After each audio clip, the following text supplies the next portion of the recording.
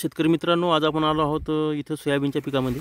आणि आपला सोयाबीनचा प्लॉट जो आहे हा आहे सिलेक्शन बलदेव 47 सुपर. आणि इथं टोकन पद्धतीने आपण लागवड केली आहे. आणि शेंगा जे आहेत तर अशा प्रकारे परिपक्व झालेले आहेत. आणि सध्या आपल्याला शेंगाचं जे प्रमाण आहे 3-3 दाण्याच्या शेंगा दिसत आहे. आणि शेंड्याला पण 3-3 दाण्याच्या, कुठं 4 दाण्याच्या पण आहेत. बघा इथं 4-4 दाण्याच्या पण कुठं आहेत, 3-3 दाण्याच्या आहेत आणि एकदम चांगल्या प्रकारे भरलेल्या आहेत. तर अशा प्रकारे ही जी व्हरायटी आहे तर ही व्हरायटी आहे सिलेक्शन बलदेव 47 सुपर.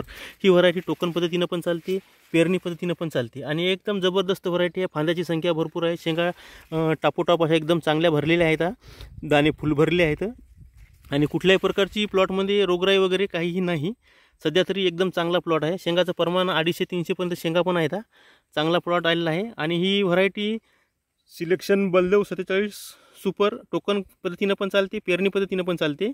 आणि विशेष म्हणजे या व्हरायटीवर URUB प्रक्रिया असल्यामुळे कुठल्याही प्रकारचं आपल्याला फवारणीसाठी म्हणजे वेगळं असं टॉनिक, बुरशीनाशक किंवा आपल्याला एखादं मायक्रोन्यूट्रन्स किंवा 19-19-0-32-34 असं कुठल्या प्रकारचं अन्नद्रव्य द्यायची गरज नाही, विद्राव्य खत वगैरे. कारण या व्हरायटीचं कसं आहे, या व्हरायटीला URUB प्रक्रिया केल्यामुळं फक्त हा प्लॉटवर फक्त आपण सुरुवातीला M45 किंवा साप पावडर 2 नंबरला अशा प्रकारे बुरशीनाशक कीटकनाशकासोबत घेऊ शकतो.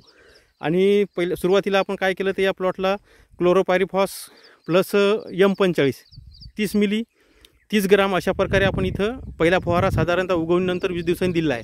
त्याच्यानंतर 15-20 दिवसांनी आपण प्रोफेक्ट सुपर 40 मिली, साप पावडर 40 ग्राम 15 लिटर पाण्यात टाकून आपण दुसरा फवारा इथं दिलेला आहे. आणि त्याच्यानंतर तिसरा फवारा इथं आपण इमामॅक्टिन घेतलेला आहे. आणि चौथा फवारा आपण ॲम्प्लिको घेतला आहे. बाकी कुठलंही याच्यासोबत बुरशीनाशक, टॉनिक, कीटकनाशक काही टाकलेलं नाही. आणि सध्या जो प्लॉट आहे तर प्लॉट आपला अशा प्रकारे एकदम चांगला डेव्हलप झालेला आहे. शेंगाचं प्रमाण पण खूप आहे, आपण इथं बघू शकता. आणि लागवड पद्धतीनं आहे. आता शेंगा काही भागात पक्व होत आहे, काही भागात पक्व झालेल्या आहेत. आणि थोडा प्रॉब्लेम आपल्याला एकच आलेला आहे या प्लॉटमध्ये. आपल्याला सर्वात महत्त्वाचं म्हणजे इथं वेलं जे आहेत त्या वेलं बघा अशा प्रकारे वेलं आलेले आहेत. हे बघा अशा प्रकारे वेलं, हे वेलं आपल्याला काढणं आवश्यक आहे. हे बहुतेक कुठल्या तरी बरबटी वगैरेचे आहे. आणि इथं कुठलंही अन्नद्रव्य न दिल्यामुळं आणि कसल्याही प्रकारचं आगाऊचा खर्च न लागल्यामुळं आपल्याला एकदम चांगल्या प्रकारे इथं कमी खर्चात एकदम चांगलं पीक येत आहे. आणि विशेष म्हणजे पानाची जी जाडी आहे ही जाडी एकदम आपल्याला जाड दिसते.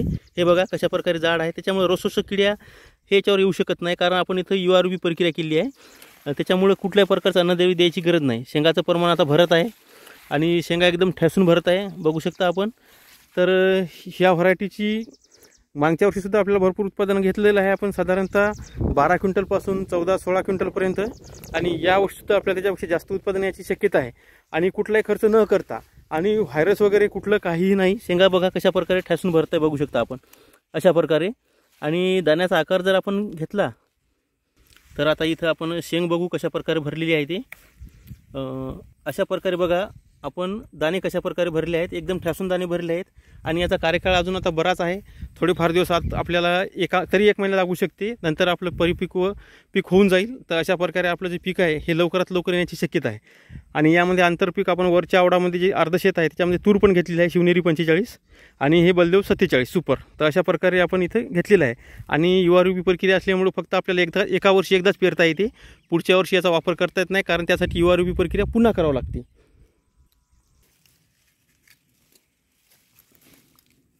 तर इथं बघा 4-4 दाण्याच्या पण शेंगा आहेत. आपण बघू शकता 3 दाण्याच्या, 4 दाण्याच्या.